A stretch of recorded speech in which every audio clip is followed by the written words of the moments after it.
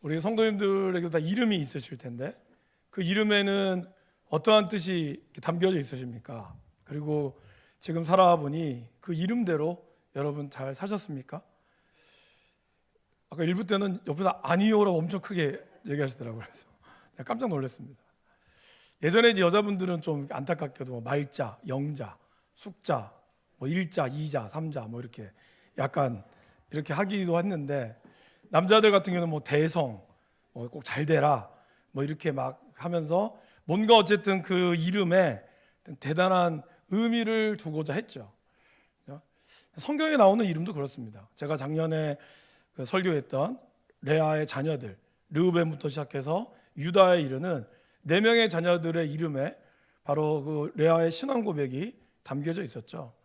성경은 어떤 이름들을 담은 데 있어서 이 자녀가 이렇게 되기를 바라는 그들의 신앙 고백이 담겨져 있기도 합니다. 창세기 4장, 저는 4장 말씀을 이제 준비하면서 우리가 늘 알고 있는 이제 가인과 아벨의 사건, 그래서 살인이 일어났고 그러나 인간은 계속해서 어떤 죄에 대한 모습으로 갔다. 이렇게만 저도 사실은 생각을 하고 늘 말씀을 읽어오다가 이번에 4장을 좀 다시 한번 준비하고 말씀을 읽으면서 이 안에는 우리 안에 있는 이런 그 살인보다 더 뛰어넘는 그 안에 인간의 죄뿐만 아니라 그걸 뛰어넘는 하나님의 은혜도 있음을 발견하게 되었습니다. 특별히 이제 이름이 나오는 그 모습에서 우리가 그 모습을 알 수 있게 된다라는 것입니다. 그래서 오늘은 그 이야기를 4장 전체를 통해서 함께 나눠보고자 합니다. 하나님께서 가인을 다시 아담과 하와를 통해서 자녀를 낳게 하셨죠. 그건 단순히 아이를 출산한 문제가 아니라 이 아이를 통해서 하나님께서 하나님으로부터 아이를 얻었다. 다시 한번 하나님의 사랑과 그 은혜를 회복하는 그런 귀한 아들이었습니다. 그리고 이제 두 번째 아벨을 낳았죠. 그러나 안타깝게도 가인은 하나님께서 그의 제사를 받지 않으시자 그 일로 분노하게 되었습니다. 하나님께서는 그런 가인을 통해서 죄가 너를 항상 원하겠지만 너는 죄를 다스려야 한다라고 잘 다독여 주셨습니다. 그러나 가인은 자신의 죄를 다스리지 못했고 결국 시기와 질투에 눈이 멀어 자신의 동생을 살해하고 말았습니다. 하나님께서는 그의 아버지 아담과 마찬가지로 가인을 찾으셨고 그에게 기회를 주셨습니다. 그러나 가인은 아버지보다 더 뻔뻔하게 대응을 했죠. 내가 아들을 지키는 자니까, 내가 동생을 지키는 자니까 난 모릅니다. 그러한 뻔뻔한 대응으로 인해 가인은 땅으로부터 저주를 받게 될 것이고 그리고 유리하는 자가 될 것이라는 하나님의 엄청난 심판의 메시지를 그는 들었습니다. 그때 가인이 그러잖아요. 내가 사람들이 나를 만나면 내가 죽이겠습니다. 난 너무 두렵습니다. 그런 말을 했어요. 여러분 이제 이 대목에서 많은 사람들이 궁금해하는 부분이 있죠. 뭘까요, 여러분? 아담과 하와를 낳고 가인과 아벨을 낳았어요. 그러면 그 아벨이 죽었어요? 그럼 우리가 알고 있는 성경에는 3명밖에 없는데 도대체 가인은 누구로부터 위협을 당하고 있으며 또 가인도 결혼을 했다고 그랬거든요. 그럼 도대체 이 여인은 누군가? 이거에 대한 궁금증들이 사실 우리들 가운데 많이 있다라는 것입니다. 그래서 이걸 이제 직접적으로 여쭤보신 분도 계시고 어떤 분들은 그냥 이제 이렇게 믿음으로 말씀이 그렇겠지라고 얘기하는 분도 있습니다. 자, 오늘 우리는 이 성경에서 그렇게 말씀하시는 그걸 우리가 좀 찾아보면 좋겠습니다. 먼저 창세기 5장 3절에서 4절 말씀입니다. 같이 한번 읽어보겠습니다. 아담은 130세에 자기의 모양 곧 자기의 형상과 같은 아들을 낳아 이름을 셋이라 하였고 아담은 셋을 낳은 후 800년을 지내며 자녀들을 낳았으며 여기 뭐라고 되어 있죠? 자녀들을 낳았다라고 기록하고 있습니다. 우리가 아는 바처럼 가인과 아벨 셋뿐만이 아니라 이름에는 없으나 그러나 하나님은 그 자녀들을 낳았다고 성경은 우리에게 증거하고 있다라는 것입니다. 저와 여러분들이 이 땅에서 여러분의 이름이 역사에 과연 기록이 될까요? 역사책에 여러분의 김지욱이라는 이름이 아니면 여러분의 이름이 기록이 될까요? 정말 큰 사고를 쳤거나 아니면 여러분이 정말 뭔가 이 나라를 위해서 이룰 만한 일이 있다면 여러분의 이름은 기록이 될 겁니다. 그러나 그렇지 않고는 저와 여러분들의 이름이 기록될 일은 뭐 집에 이제 족보에는 좀 모르겠지만 역사에는 아마 여러분의 이름은 안타깝게도 동명이 있는 모를까 없을 가능성이 많습니다. 그렇다고 해서 저와 여러분의 존재가 없었던 건 아니죠. 이름이 없었다고 해서 우리의 존재마저 없는 것은 아니다라는 것입니다. 성경은 모든 이름들을 다 담고 있지는 않습니다. 그러나 분명히 하나님 아담과 하와를 통하여 그 많은 자녀들을 낳았다고 했고, 제가 사실 이제 이걸 통해서 여러 가지 과학자들의 어떤 자료들도 좀 봤는데 그 부분은 뭐 나중에 제가 창세기를 좀 깊이 있게 들어갈 때 한번 이야기를 나누도록 하고요. 그러니까 중요한 것은 이러한 자녀들을 낳았다는 것 안에 그들 가운데 결혼과 사람들의 모습이 있었다는 것을 우리는 알 수 있다라는 것입니다. 그러다 더 중요한 것은 제가 창세기를 여러분에게 가장 처음에 설교를 했을 때 그런 말씀을 드린 적이 있죠. 창세기는, 그러니까 성경책은 넓게 보면 어떤 현상들을 과학적으로 증명시키기 위해서 쓰여진 책이 아니다라는 것입니다. 뭔가 과학적으로, 물리적으로, 여기 생화학적으로 이런 것에 성경은 여러분들을 이해시키기 위해서 만든 책이 아니고, 그렇다고 해서 성경에 나오는 이 교훈들을 여러분에게 도덕적인 교훈이나 아니면 어떤 은혜를 주기 위해서 그리스 로마 신화처럼 없는 것들을 지어내는 그러한 신화의 이야기도 아니다라는 것입니다. 오히려 성경은 살아계신 하나님께서 이 땅을 창조하시고 운행하신다는 사실을 보여주고 있습니다. 그래서 오직 하나님만이 이 땅의 창조자이시고 구원자이심을 증거하며 그것을 믿도록 성경은 쓰였다라는 것이죠. 그래서 성경의 많은 몇 명의 기자분들은 성경이 어떤 책이라는 것에 대한 어떤 정의들을 잘 내렸습니다. 그 중에 대표적으로 사도 바울이 이야기했던 성경에 대한 내용은 이렇습니다. 우리 디모데후서 3장 16절 17절 말씀을 같이 한번 읽어보시겠습니다.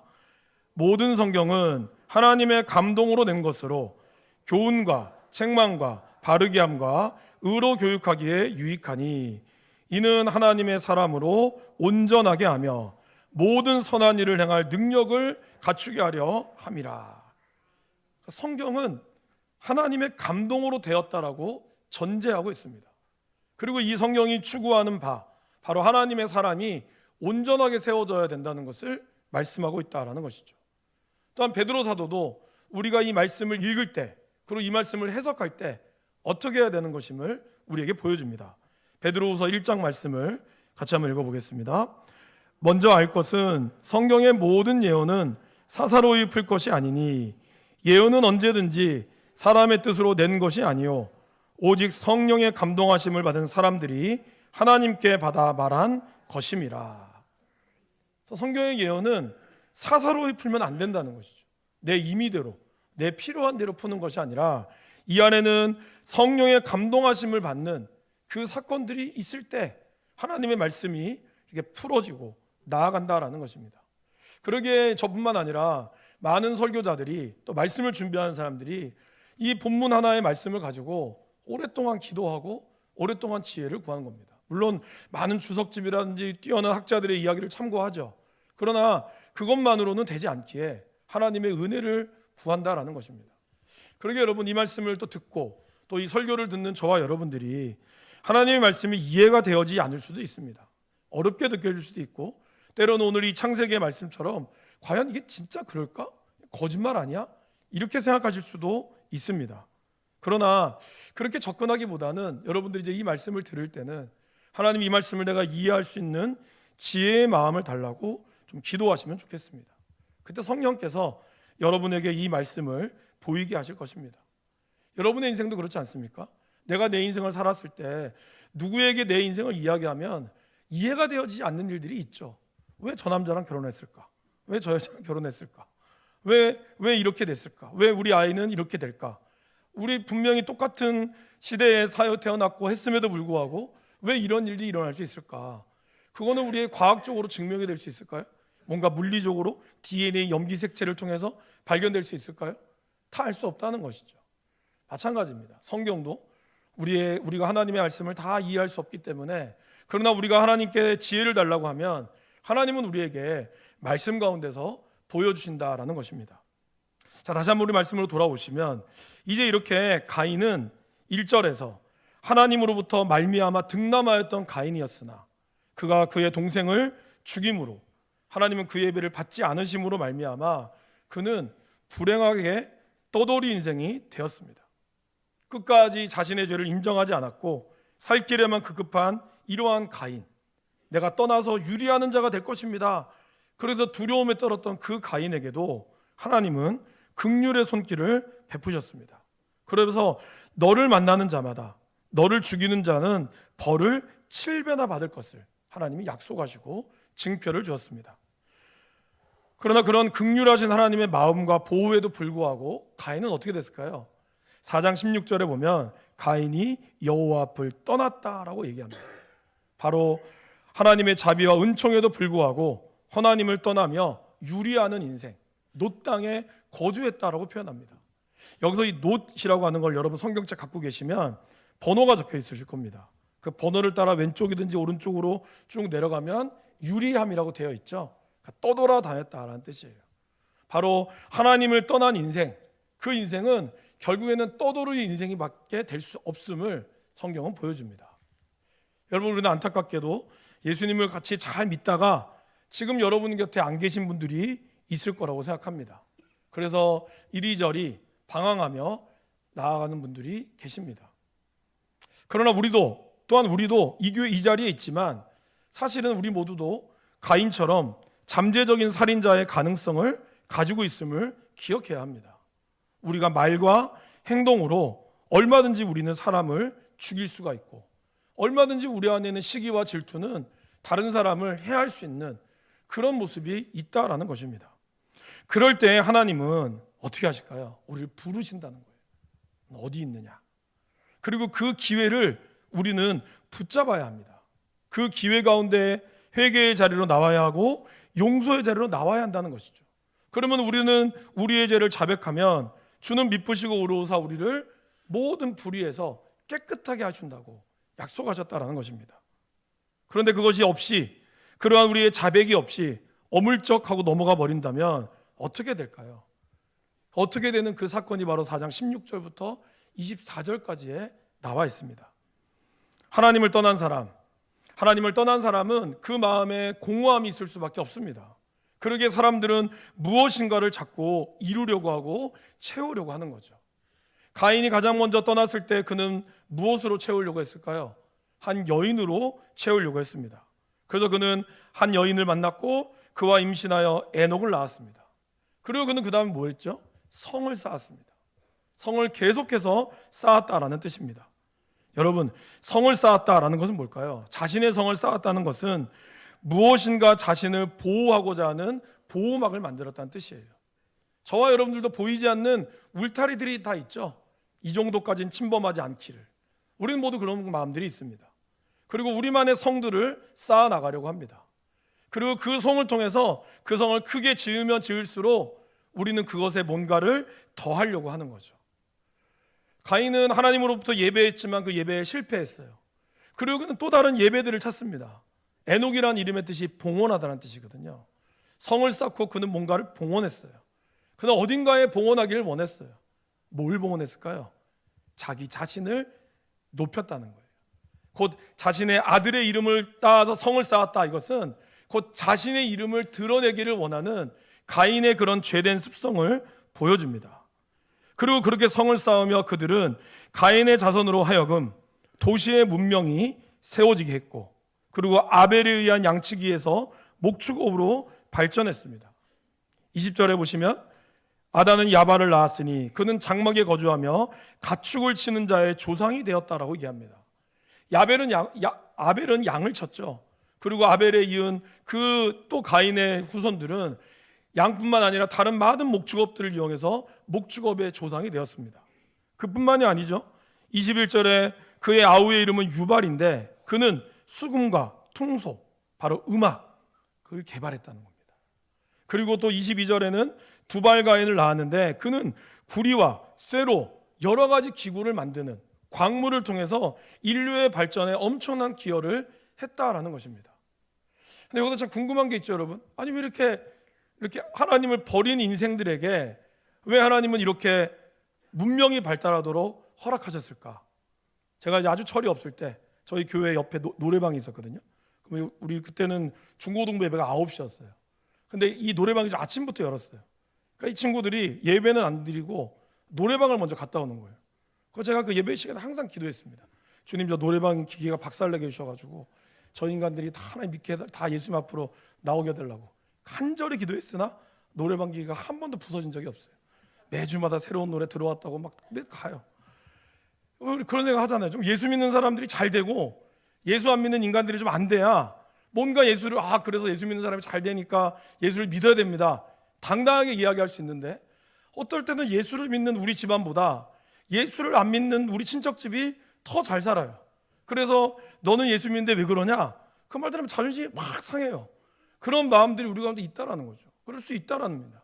오늘 말씀도 그렇죠. 가인이 여호와를 떠났는데 그의 인생이 비참한 게 아니라 오히려 도시도 짓고 뭔가를 지으며 이루면서 그의 업적들을 계속해서 기록하고 있다라는 것입니다. 도대체 왜 그럴까요, 여러분? 먼저 우리 예수님께서 우리에게 말씀하시는 말씀이 있습니다. 마태복음 5장 45절입니다. 같이 한번 읽어보겠습니다. 이같이 한즉 하늘에 계신 너희 아버지의 아들이 되리니 이는 하나님이 그 해를 악인과 선인에게 비추시며 비를 의로운 자와 불의한 자에게 내려주심이라. 하나님이 가인을 보호해 주셨듯이 하나님 오늘 이렇게 얘기하시잖아요. 악인과 선인에게도 똑같은 빛을 비춰주시고 의로운 자와 불의한 자에게도 비를 똑같이 내려주신다라고 얘기합니다. 이걸 우리는 신학적으로 일반 은총이라고 하죠. 그러니까 하나님의 은총이 모든 사람에게 비춰지는 거예요. 악한 사람이라서 태양을 못 쬐게 하는 것이 아니라 하나님은 그 하나님이 만드신 창조의 섬길에 모든 사람들이 누릴 수 있도록 허락하셨다라는 것입니다. 오늘 하나님께서 이렇게 가인을 보호해 주셨듯이 악인과 선인에게 은총을 주셨습니다. 죄로 인하여 하나님의 모습과 형상이 훼손이 되었죠. 그렇지만 하나님께서 우리에게 지혜와 명철을 빼앗아 가지는 않았습니다. 그럼 이왕이면 아담의 혈통, 또 셋의 혈통이 아니라 왜 가인의 후손을 통하여 이렇게 말씀하실까? 그러면 아담의 혈통은 바보 멍청이들일까요? 이들은 이것을 하지도 못하는 그런 능력 없는 사람들일까요? 그것이 아닙니다. 이것을 우리에게 보여주는 이유는 기술의 진보가 결코 우리의 인류를 선하게 만들어주지 못한다는 것을 의미합니다. 아무리 기술이 발전하고 아무리 법이 발전하지만 여러분 어떻습니까? 기술과 법의 발전이 여러분의 살림이 예전에는 정말 요즘에는 또 유튜브 보니까 자동차가 날아다니는 자동차를 미국의 스타트업이 개발했더라고요. 여러분 이제는 자동차가 날아다니는 것을 우리가 저와 여러분들이 살아있는 동안에 경험할 수 있게 될지도 모릅니다. 법은 또 어떻습니까? 우리의 인권은 어때요? 정말 아주 자그마한 것까지 아주 세세한 것까지 법은 우리를 보호하기 위해서 법을 만들고 있습니다. 그런데 그렇다고 해서 우리의 삶이 뭔가 안전하다고 느끼고 계십니까? 이제는 미국에서 일어날 법한 일들이 우리나라에서도 범죄 가운데 노출되어 있음을 우리는 압니다. 가장 잘 살고 있는 강남 한복판에 마약의 사건이 일어나고 있고요. 우리가 알고 있는 그렇게 앞서가고 있다라고 하는 첨단 도시에서 그런 사람들의 그런 지식층에서 온갖 살인과 살해 사건들이 일어나고 있습니다. 과연 기술이 발전한다는 것, 그 기술의 발전은 뭔가 인류를 발전하기 위한 노력이겠으나 우리들이 바라보고 있는 이러한 기술의 발전이 결국에는 하나님으로부터 우리를 하나님 없는 인생을 선하게 만들어주지 못한다는 것을 말씀하고 있습니다. 그러기에 하나님으로부터 멀리 떠난다면 우리에게 주신 이 지혜와 명철과 이러한 문명의 진보도 결국에는 죄로 인해 오용될 수밖에 없음을 보여준다라는 것입니다. 그리고 그것을 이제 가인의 7대 손이었던 바로 라멕을 통해서 우리에게 증거하고 있죠. 라멕이란 이름의 뜻, 그 뜻은 힘있다, 강하다, 난폭하다라는 뜻이 있어요. 라멕에 보면 라멕의 죄를 크게 두 가지로 나눌 수가 있죠. 첫 번째는 라멕으로 인하여 가정이 깨어졌습니다.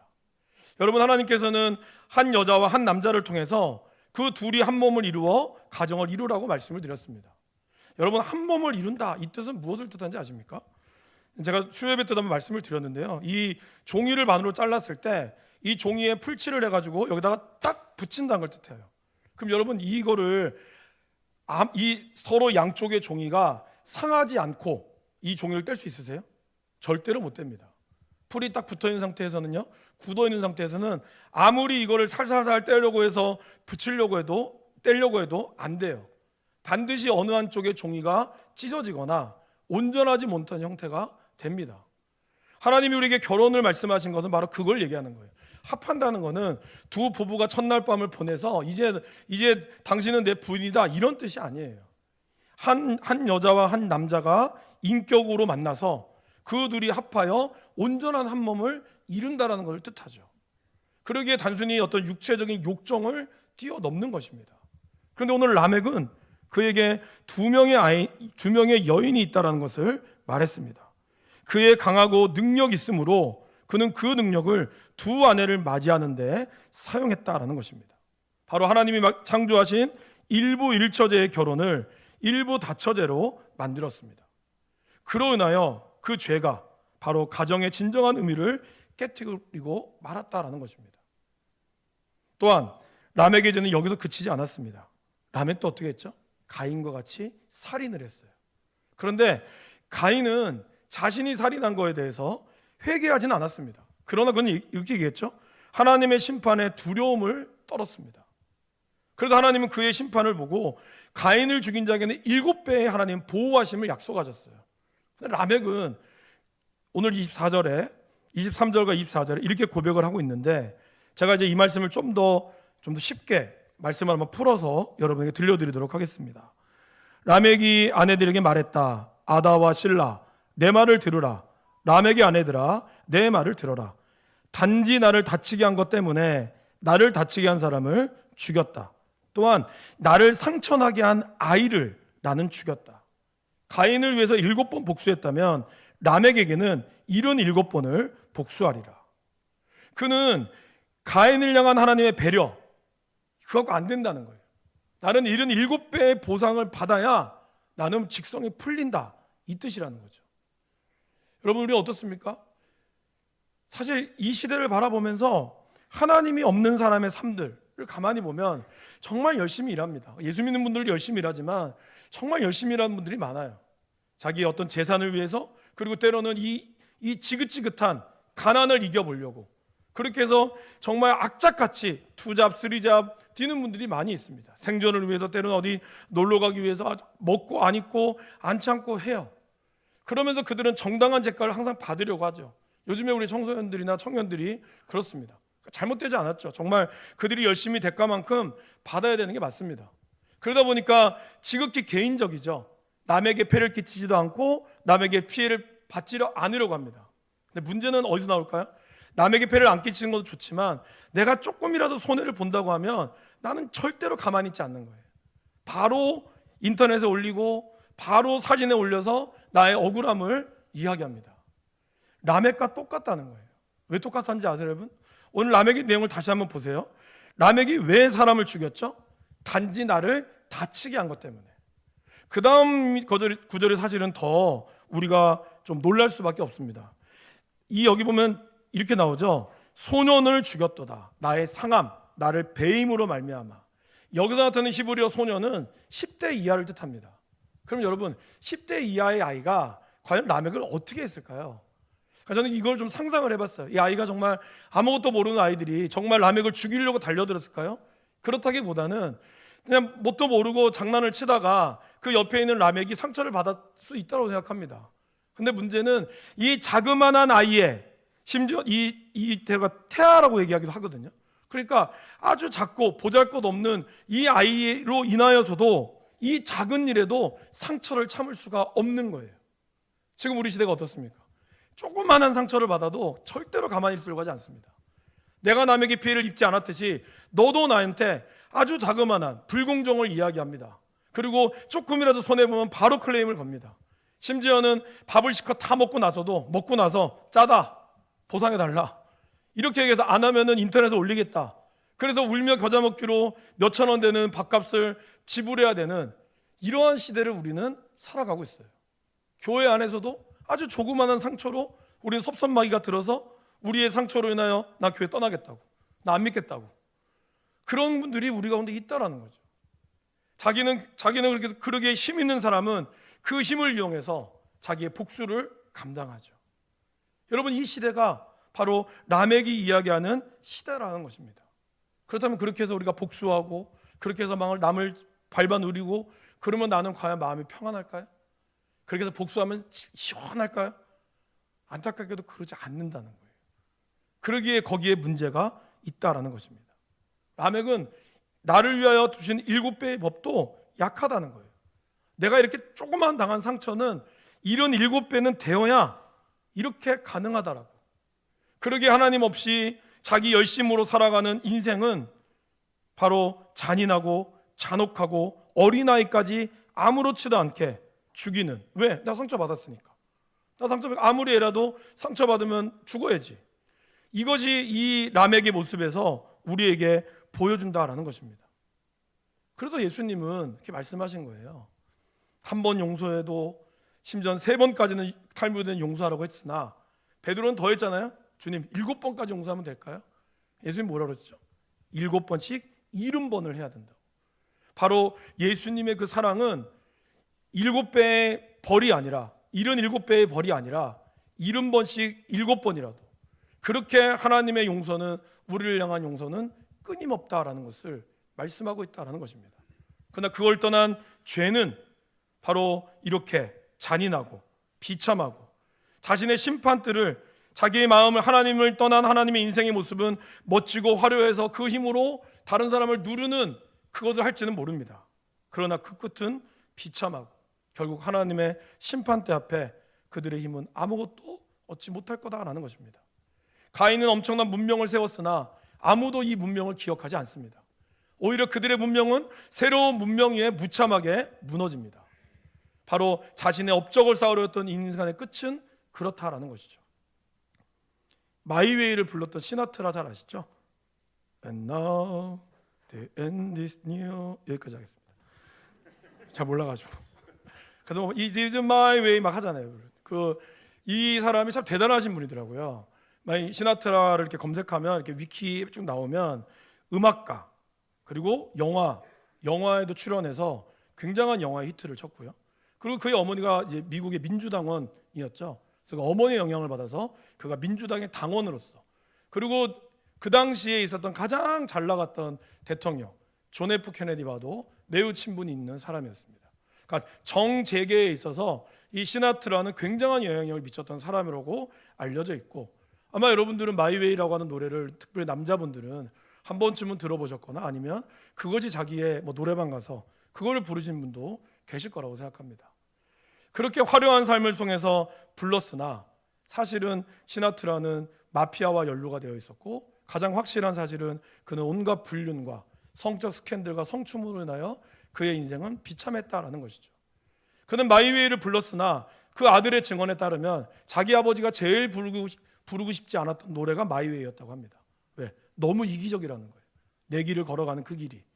후회 없는 삶을 살았다라는 노래의 제목이 나오지만, 그러나 결국 그렇게 후회 없는 자기 뜻대로 산 인생의 끝이 좋지 않았다라는 것입니다. 여러분, 많은 사람들이 예수님 없이도 잘 살 수 있습니다. 얼마든지 부자가 될 수 있고 얼마든지 자기가 누릴 수 있는 것들을 화려하게 보일 수 있습니다. 그러나 결국 하나님 없는 인생, 자신의 성과와 업적을 쌓는 인생은 화려해 보일지 모르지만 그러나 결국에는 비참하게 될 뿐이다라는 것입니다. 4장 말씀이 이렇게 딱 끝났다면 너무나 안타깝겠죠. 그래, 인생에 소망이 없구나. 그런데 하나님께서는 25절 26절에 우리의 인생이 비참하도록 놓아두시는 분이 아니라는 것을 말씀합니다. 그리고 이 아벨의 죽음, 허무하다라고 이름했던 그 아벨의 죽음 또한 헛되지 않았음을 다시 한번 보여줍니다. 24절 25절 이렇게 시작하죠. 아담이 다시 자기 아내와 동침하매, 다시 그의 아내를 사랑했다는 뜻이에요. 비록 가인으로 인하여 소망이, 그리고 아벨이 죽어서 소망이 끊어졌을지 모르지만 하나님은 다시 아담을 통하여 그 아내와의 사랑을, 그리고 하나님의 사랑을 기억하게 하셨고, 그리고 그 낳은 그 아들 바로 셋, 하나님께서 다른 씨를 주셨다는, 이 셋의 또 다른 뜻은 보상, 보완이라는 뜻이 있습니다. 하나님께서는 가인이 아닌 그러한 보상으로 이 셋을 주셨다라는 것입니다. 그리고 하나님은 셋 또 아들을 낳았는데 그 아들의 이름이 에노스, 다른 말로 표현하면 사람이라는 뜻이죠. 그리고 그때 여호와를 불렀다고 그랬어요. 무슨 말일까요? 다시 예배가 회복됐다는 뜻이에요. 가인으로부터 시작된 예배가 무너지고 가인은 자기를 높이는 예배자가 되었으나 오히려 다시 이 에노스를 통하여 하나님은 예배가 회복되도록 다시 그 예배가 세워지도록 하나님은 허락하셨다는 겁니다. 그리고 이 에노스라는 또 다른 뜻은 연약하다는 뜻이에요. 바로 셋이 그의 아들의 연약함을 통하여 하나님의 이름을 부를 때 하나님은 그에게 진짜 인간이 되게 하셨다라는 것입니다. 여러분, 우리가 우리의 인간성을 회복할 수 있고 우리의 참된 인간은 뭐로부터 올까요? 우리가 하나님을 여호와 이름을 부르고 그분을 예배할 때 온다라는 것입니다. 다른 어떤 것이 아니라는 거예요. 여러분이 교회를 열심히 하고 물론 그것도 중요하지만 그러나 진정으로 나의 연약함을 인정하고 내가 아무것도 아니고 그러게 나는 하나님밖에 없습니다. 그분을 높이는 그 예배의 자리가 회복이 될 때 하나님은 우리를 통하여 진정한 인간의 모습, 참 인간의 모습은 뭘까요? 원래 참 인간은 하나님의 형상을 따라 지음받은 거거든요. 그 안에 있는 하나님을 사랑하고 우리의 사람을 사랑하는 그 모습을 보여준다라는 것입니다. 보여지는 화려함이 다가 아니라는 거예요. 문명의 이기가 다가 아니라는 거죠. 우리 예수님은 아무것도 볼품없고 연약한 모습으로 오셨습니다. 그러나 그가 하나님의 뜻에 순종하며 하나님 앞에 십자가 앞에 나아갔을 때 하나님과 우리 사이에 막혔던 담이 회복이 되었습니다. 이제 그 이름을 부르는 자에게 하나님은 구원을 약속하셨고 그에게 소망이 있는 것을 보여주었습니다. 그리고 결국 이 셋과 에노스, 그들은 누가복음에 나오는 마지막 예수님의 족보에 하나님 바로 밑으로 나와 있다는 거죠. 가인과 아벨의 업적은 사람들이 기억하지 못합니다. 사람들의 문명은 기억하지 못할지라도 그러나 하나님은 사람들을 세워나가셨고 그 사람들을 통하여 오늘 저와 여러분들이 이 자리에 있게 되는 것입니다. 그러게 여러분, 아무리 세상이 발전할지라도 아무리 뭔가 선하고 인간은 문명을 통하여 발전한다고 해도 하나님 없는 인생은 결국에는 허무할 수밖에 없고 주님을 부르는 그 인생만이 진정한 회복과 참 인간의 모습으로 서 있을 수 있다는 것, 이것을 저와 여러분들이 기억할 수 있기를 간절히 바랍니다. 한 주간도 우리 예수님의 이름을 부르시며 여러분의 삶에 풍성한 은혜를 경험할 수 있기를 간절히 축원합니다. 함께